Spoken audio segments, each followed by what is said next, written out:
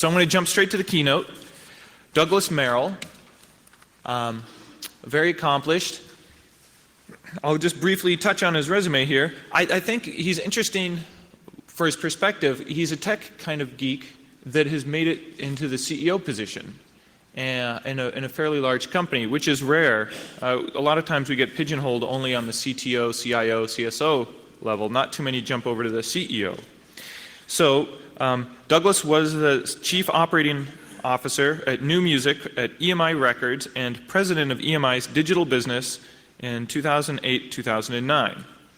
He was responsible for the operation of New Music creation. He led all of EMI's digital strategy, innovation, and business development, as well as supply chain and global technology activities. And before that, he was the CIO and Vice President of Engineering for Google from 2004 to 2008, where he was responsible for all of the billing and revenue technology and processes for Google worldwide. And before that, he was a Senior Vice President of Charles Schwab. And I think, you can correct me if I'm wrong, but they didn't have a CSO position back then, so he was just in charge of security. So with that said, I'm looking forward to his perspective on how you get from the tech world into the executive suite. And after he's done speaking, we'll pull the air walls, have a break, and all the main content will start up. So with that said, we've uploaded new speaker content online. If it's not on your CD, it'll be online by the end of the day. Everything else will go online in the next couple of weeks. Audio and video is available for sale. If there's something you missed, you want to check it out. And if you don't want to pay for it, if you wait 3 or 4 months, we'll put it all online for free. Might not be as in high a resolution, but hey, it's still there for the community to reference. So with that said, I would like to welcome Douglas Merrill. Doug?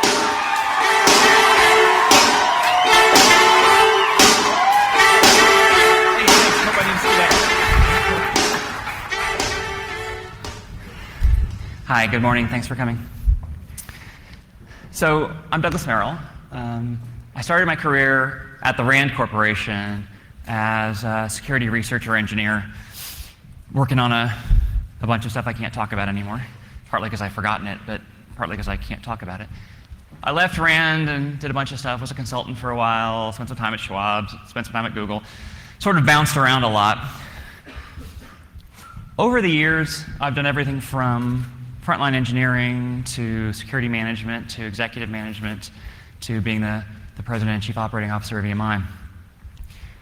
Each of those jobs, I've discovered that the job I had beforehand, I was really stupid at. So eventually, I guess I'm gonna run out of jobs and start being stupid in real time. I want to talk about that today. I want to talk about my perspective shifts as I went from job to job to job, and hopefully be slightly entertaining at the same time. My talk title, I never put content on slides, I just put pictures on slides, so enjoy the slides, they're not that interesting. I'm going to talk today about the way work has changed in the last 15 or 20 years. I'm going to talk a lot about people's perspectives and how they interact, etc. I'm going to quote a whole bunch of statistics. I'm a research scientist by training, and every one of these studies, I'm annoyed by something. The data gathering is wrong.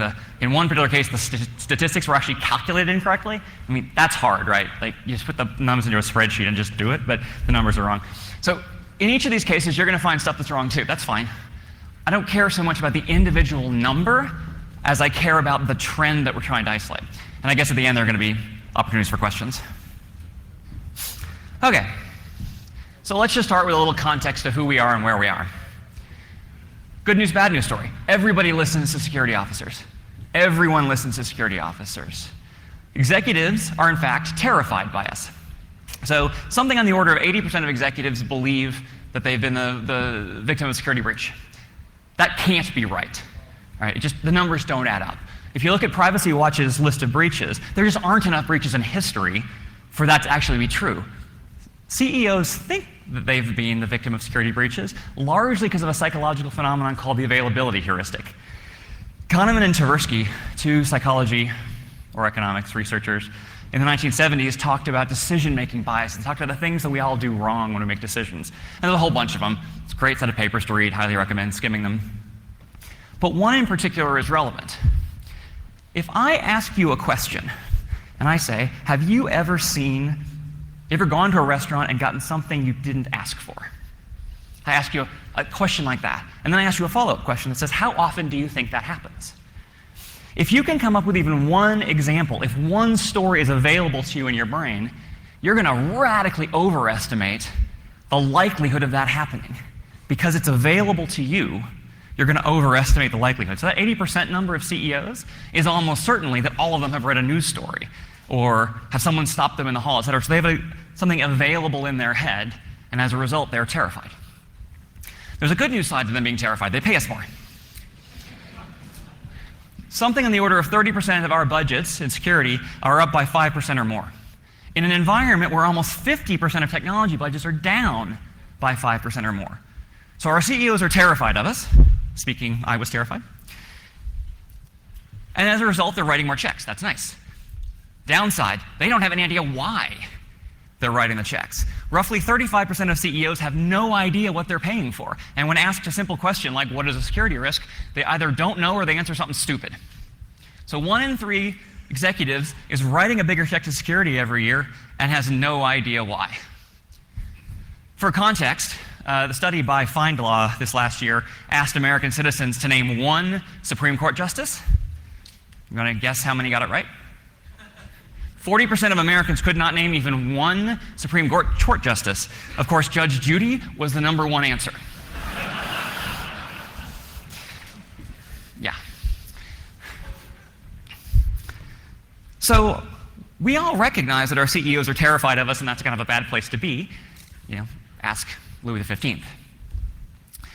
Guys, that was really funny. Seriously, get some more coffee. That drew a laugh, but the joke didn't?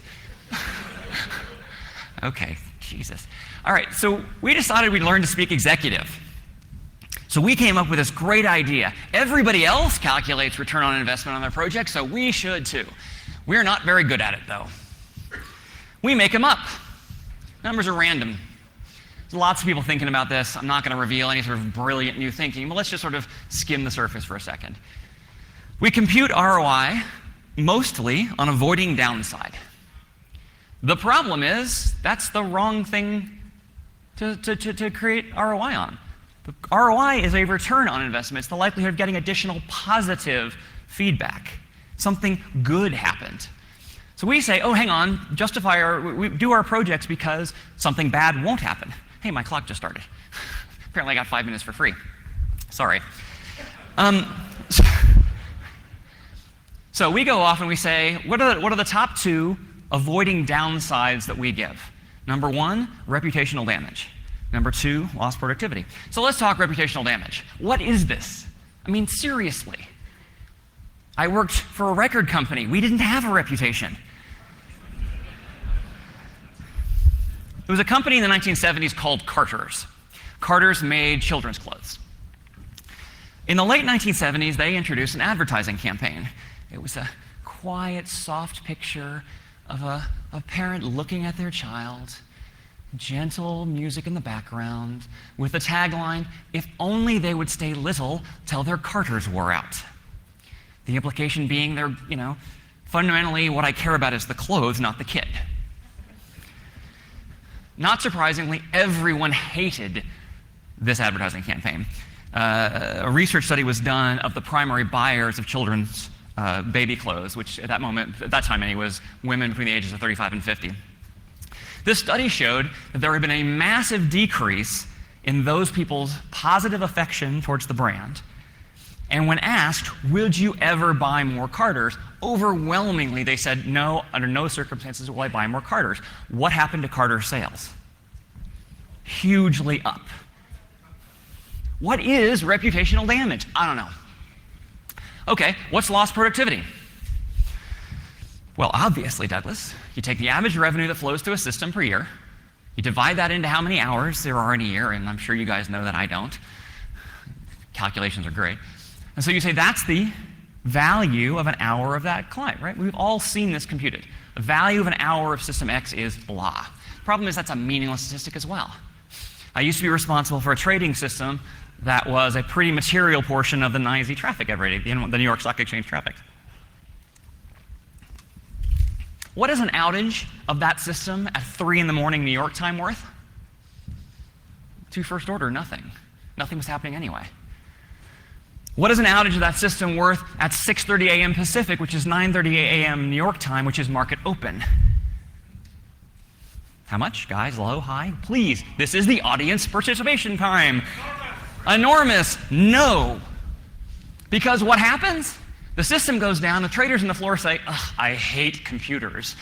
And they pull out these pink tickets that they have on their desk, and they start writing down orders. And it's annoying and inefficient, and we run out of pencils.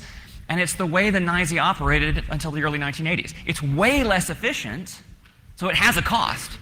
But the system still works. Trades still settle. Everything still works. So downside isn't a measure of value per hour. It's a measure of efficiency. And none of us, that I'm aware of, do the time and motion studies to figure out what efficiency loss is worth. I don't have a clue. And additionally, our ROI computations don't include the revenue we've accrued to our organization. When I was still at Google, a set of product managers did a really interesting study. They looked at online retailers, and they looked at how effective they were at selling. And they noticed something interesting, that they would have these situations where a person would go to this retail site, they would read the marketing material, they'd browse around. Ooh, sorry. They'd add at least one item to the cart, to their shopping cart. So 1 or more items. And then they would go to checkout, and 2 out of every 3 of them would bail. So the vendor, the e-commerce site's getting the worst of all possible worlds. They're paying for traffic, they're paying for content, they're convincing people to buy, and then they're buying at Amazon or wherever. So they're doing all the costs of sale and none of the sales. So we were interested in why that happened, and it's a great study these folks did, showed a bunch of reasons why people are bailing. But the number one reason, they were tired of entering their name, address, and credit card information. They were both worried about security, but they were also just annoyed. I don't want another account. So the set of engineers at Google came up with a product ultimately known as Google Checkout, where users can enter their address, their shipping address, their credit card details, all that good stuff once. And then very easily an e-commerce site could have people log into that account. Right? So instead of having to have an account for every single little merchant, you have one account that's easy to get into and easy to use, and we focus a lot on usability. Now, that's a trite little example, which had massive impacts. You remember, before Google Checkout, 2 out of every 3 carts were abandoned. Afterwards, same site, install checkout, only 1 out of every 3 gets abandoned. So a 50% decrease in lost sales, or alternatively a 30% increase in sales, depending on how you count. That's a situation where the ROI on that investment is huge because it's additional upside. It has no to first order downside protection. We calculate ROI wrong.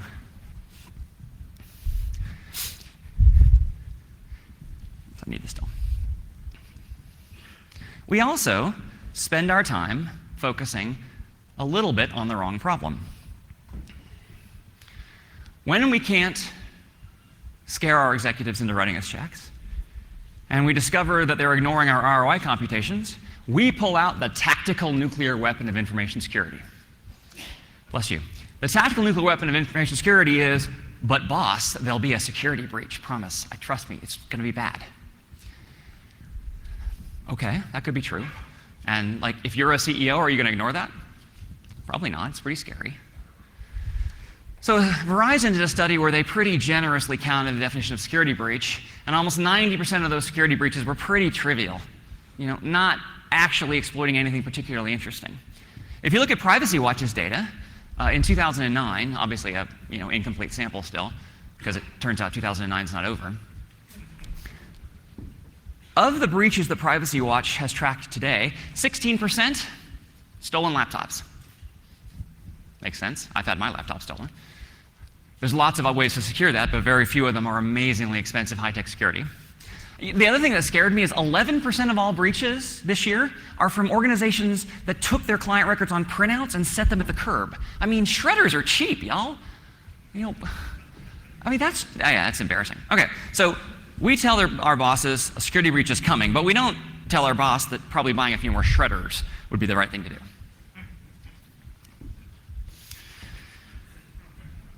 So the best thing about this image, which y'all can't tell, is they're all... That was a surprise. There are all these dials on this amplifier, you know? It's labeled in 1,000-point font. This one goes up to 11. The dials all go to 10. Okay, sorry, side note. We scare our executives. Eventually they get annoyed. They stop paying us. So we start computing ROI. Eventually they figure out the numbers don't make any sense. So we pull out the security breach, and by now they're giving us lots of money, right? They're practically paving our offices with gold now. And we're still annoyed. We're still unhappy. Security people are 50% as likely to view themselves as being, their organizations as being funded sufficiently to achieve business goals. That was the longest sentence ever. I was just James Joyce there. Let me try again. When asked if the organization is spending sufficient money on information security people are half as likely to say yes. CEOs say, yep, totally happy. Interesting number. Why do the numbers not match up? Number one driver of information security for CEOs? Yes? So, interesting. Most people will say regulation or compliance. CEOs is relatively low on their list. Number one for them, business continuity planning, i.e., please make my systems work most of the time. Number one on our list, compliance. If breaches are the tactical nuclear weapon for CEOs, for us to use against CEOs, you would think compliance would be as well. Because, of course, we're not on the hook for compliance. The CEOs are the ones who have personal, legal, and personal, criminal, and I'm going to try that whole sentence again. Is that okay? Can I retract that? Go for it. CEOs are the ones who have personal criminal liability associated with compliance. It ain't anywhere near the top of their list, but we want to spend a bunch of money on it. For example, 50% of you guys are paying people to monitor employee internet use. 50% of you are paying narcs. I just thought of something. Is there anyone here from the DEA? Because, of course, I meant narc in the most respectful sense. If any of you want to talk to me after the keynote, I'll be in handcuffs somewhere. So we want to spend our money on compliance. CEOs don't want us to, but we're going to anyway. Doesn't matter, we're going to spend money on compliance. I had a good friend who made a very healthy living selling HIPAA compliance. He would walk into the buyer's office and have a sheet of paper, almost like laminated in gold. Here's the writ from above that says, you need to buy these pieces of technology to be HIPAA compliant. What's the problem with that? Go read the statute. When the Department of Health and Human Services issued the final HIPAA regulations, as part of that process, there is a comment period. And they print the comments and their responses to the comments. And there's a whole bunch of pages of comments on one topic. And their summary was, we believe it is inappropriate for a standard to specify technology. Good decision on the Health and Human Services side. I don't want the government selecting my technology. Thank you very much. But that means my friend's sale, fundamentally misleading. Probably not fraudulent, but certainly misleading. After he convinced people to write him that check, he would come back and say, well, you know what? You need two-factor authentication, and I happen to be have a great folks in building PKIs and smart cards. You should write us another check for $1 million. Interestingly, go read the NIST standard. I think it's 4.4.2, plus or minus, in which the standard says systems must be able to have authentication that is at the user level, the role level, or the process level. Standard, what that means is you could have a shared root account and it still counts. He made a healthy living misleading information security officers who really, really, really want to spend that money because we're super worried about it. We're super worried about it, although the person who has to pay the price if they're wrong doesn't care at all.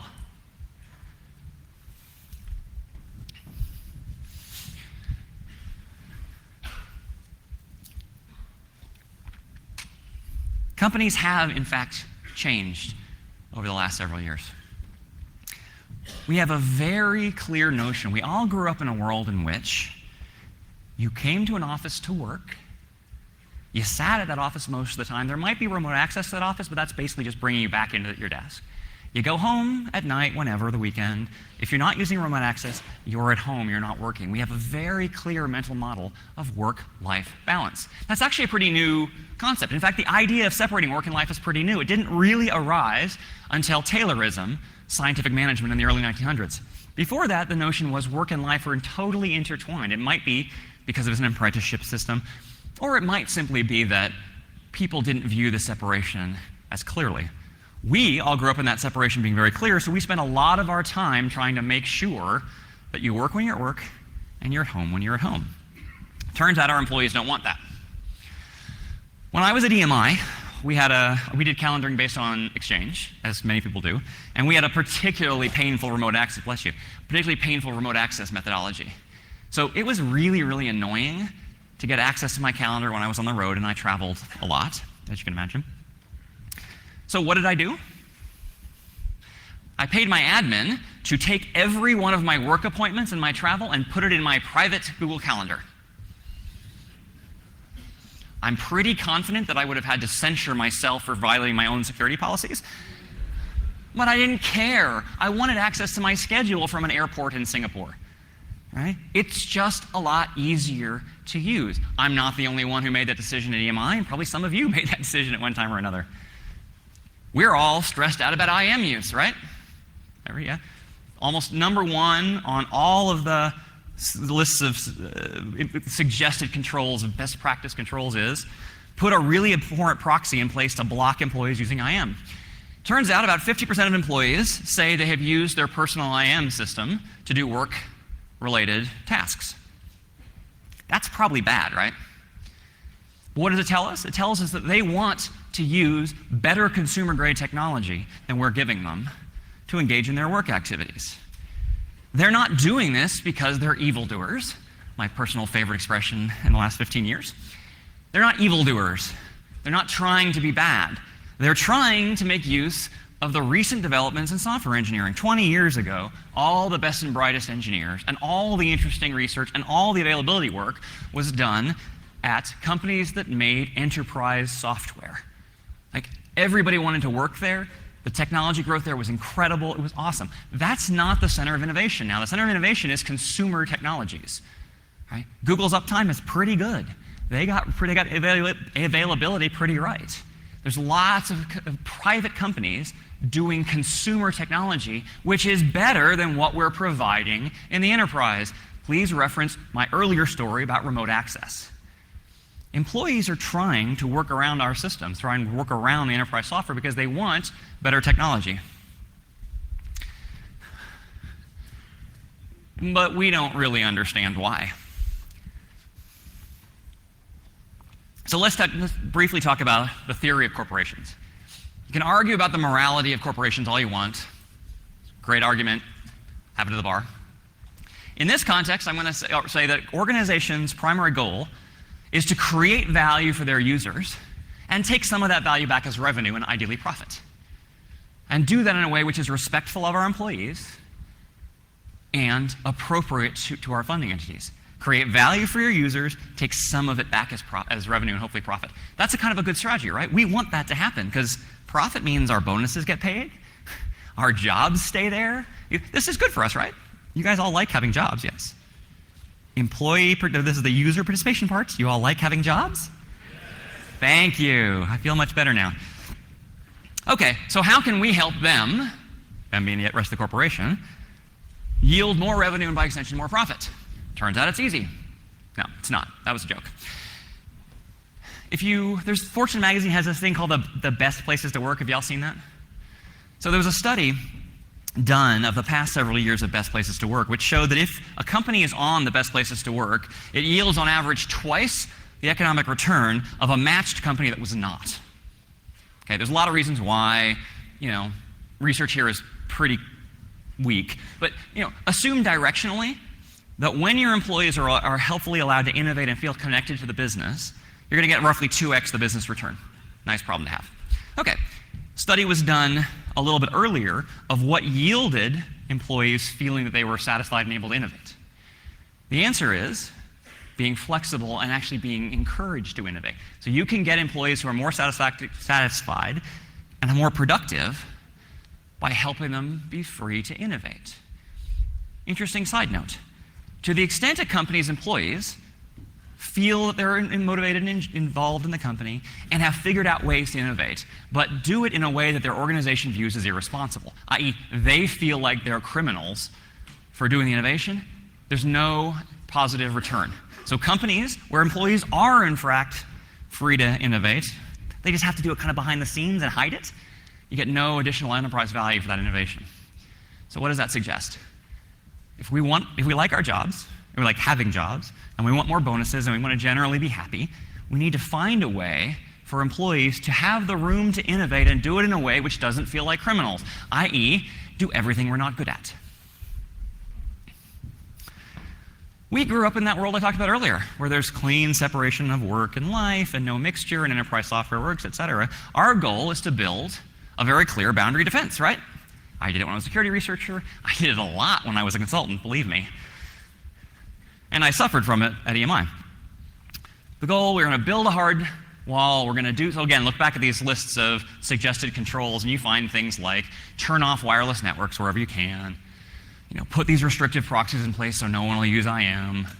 The hedge fund I was associated with at EMI did a complicated web proxying system to redirect www.gmail.com to basically dev null. They did it in kind of a mean way.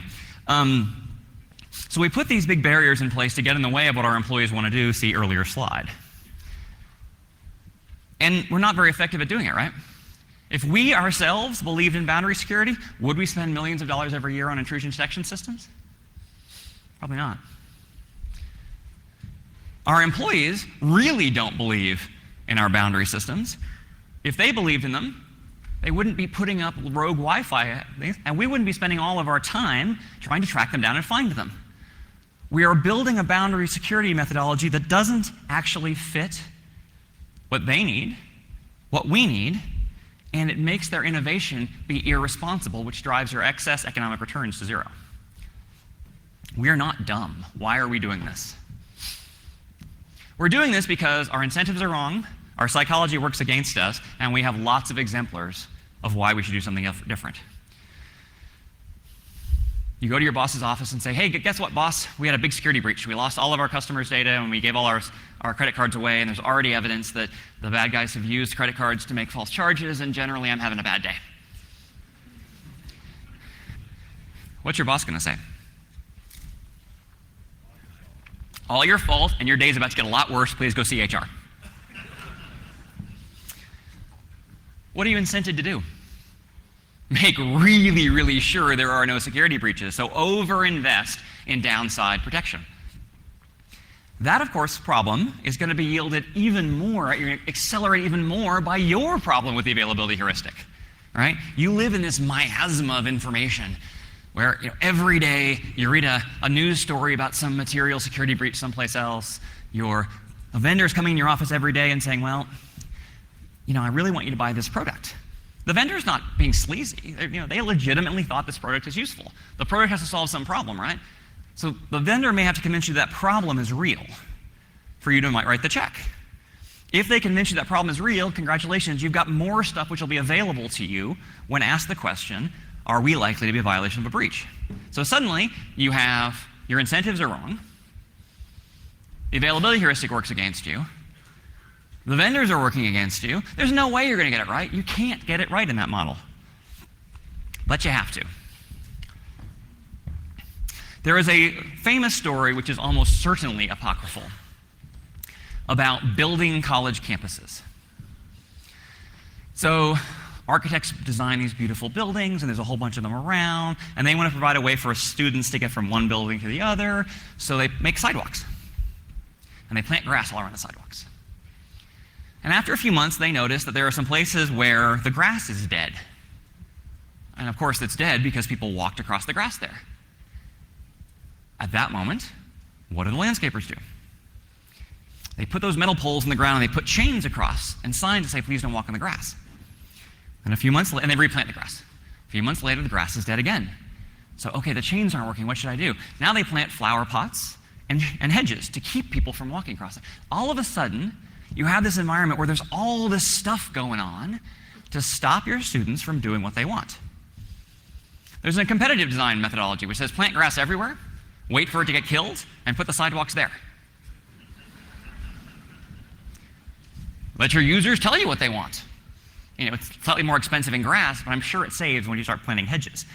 You've let your users tell you what the controls on their behavior should be. My assertion, we have to do the same thing in security. We have to make it so that security is not our problem. There's a lot of different ways to make security not our problem. Your organization could go under and you could have no job. You could change jobs a bunch of times, do a bunch of different things, work in different industries, go to work for a company that's in a different country, etc. Then you'd be me, and you'd be given a talk on security at the end of all that. So it's not clear that that strategy worked out either. At Google, the engineers and the security team did something really, really right.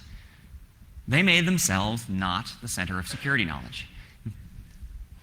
When you write a piece of code at Google, before it can be pushed to production, it has to be code reviewed. A second person has to independently look at the code and check it for a whole bunch of things. One of those things they had to check it for was most of the common security problems. When that code reached the testing environment, the QA folks tested it again, and among other things that the automated test scripts did was a bunch of security regression tests. So by the time code hits production, a whole bunch of people have looked at the security of that code, none of which work for security. That process was not about security. It was about a bunch of other things related to code quality, but it yielded secondary security benefits. Similarly, when there was stuff that was heavily focused on security, taking credit card numbers, having users log in, etc., that code was written by security experts. And then that code was basically linked in, it was included, if you will, in any piece of code that had user login, or credit card information. And we didn't do that by making some rule, thou shalt do it. We did it because it was so easy for our regular programmers to use that login that it was they were incented to use it because they wanted to go build their product. We made it extremely easy to do the right thing, and by extension, relatively hard to do the wrong thing. Humans are like rats. If you make it easy for them to find their way through the maze, they will. I should not have used that example, because you know why? There are reporters in the audience, and I've just generated my soundbite. Okay, moving along quickly. Security is other people's fault, problem, not ours. It's heavily embedded in the system by making it really easy to do the right thing and really hard to do the wrong thing. And then we automated everything. Automate user provisioning, automate system management. We did that for several reasons. One, it was much cheaper, right? Two, it eliminated the unpleasant, boring parts of a lot of our jobs. And three, it kept people from making stupid mistakes when they set up accounts or when they manage machines. It eliminated a lot of the human error-related stuff that goes wrong. And Google's engineering culture was all about work in the way you want to work. You want to sit at your desk? Great. You want to sit in a coffee shop? Great. You want to play on the pool table? Great. You want to use a Windows machine? Perfect. Here's how you get them. You want to use a Mac machine? Perfect. Here's how you get them. You want to use some random Linux? Here's some hardware. Have at it. We didn't control what environments our engineers work in because we viewed controls in that context as likely to remove their ability to innovate. So there's a problem with that. Endpoint security doesn't work. I don't have any idea what endpoint that person's working on. So the security team and the engineering teams built a bunch of security into the infrastructure itself. They made the infrastructure internally safe and untrusting, if you will, of everything else. We didn't have AV running on endpoints. We had AV running on mail server, which of course is the primary virus methodology. We had systems that monitored traffic across various sundry machines and connections, et cetera. And if suddenly the traffic spiked or all of a sudden it shaped strangely, we flagged an alert. Something is bad happening over there. Maybe it's just the person has the build running wrong and is compiling the same code automatically 1,000 times a second, or something else went wrong. When we did lots of things like that, we built security into the infrastructure to protect ourselves from not knowing what the endpoint was. And as a side effect, We didn't have that ring of fire problem where we had a really clear boundary and we tried to force people to be at work or at home. And we also asked our users to help us. If you log into Gmail, and of course all of you have Gmail accounts, right? That was also a joke. Jesus! But you all do have Gmail accounts, I'm sure. If you go to the bottom of your page on Gmail, in little font in the middle will be, this account is being accessed from IP blah. Or there are 3 machines accessing your account, blah, blah, foobar and Baz, and the most recent activity at bar was 5 minutes ago. Usually my Gmail is logged into from any number of places at once. My laptop, my home computer, probably my iPhone. I've got lots and lots of different instances running. But I still look at that periodically just to make sure that no one's accessing it from a country I've never been to. Right? It's not perfect. It's not foolproof. There's lots of ways for that to be broken, and it's also relatively challenging for users to understand. I'm okay with IP addresses. Many of our users are not. Larry Page pushed us to add that feature. We all thought it was dumb, but it turned out he was writing our checks, so we did it. Interestingly enough, if you look at the clicks on that feature, there are lots and lots of people clicking on those links to understand what that means. Way more than could be accounted for by us in this room who understand IP addresses. Somehow our users are trying to protect themselves. So again, security is no longer the security team's problem. It's also the user's problem, and they're happy to help.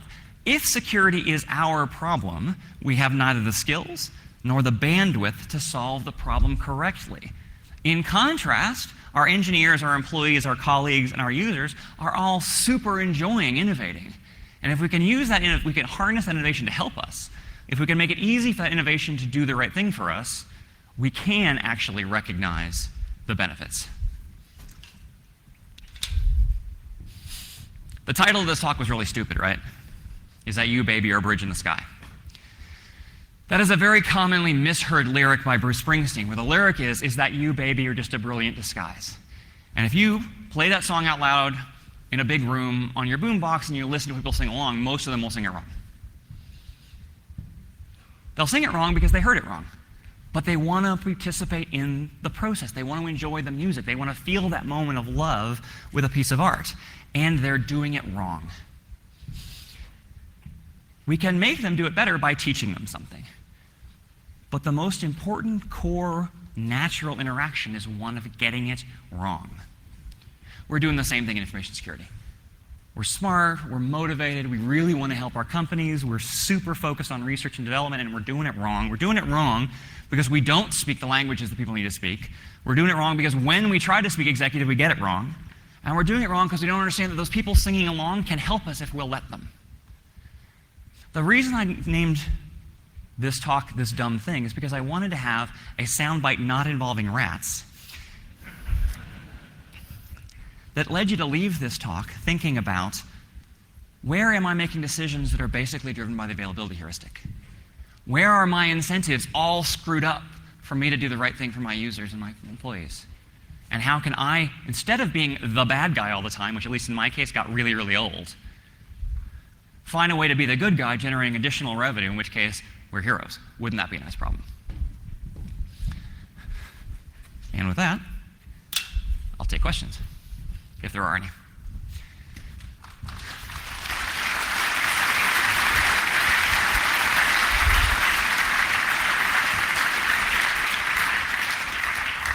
They told me I couldn't move beyond this line, so I don't know if you noticed or not. I come over here and a sudden right-hand turn to try and keep myself on the stage.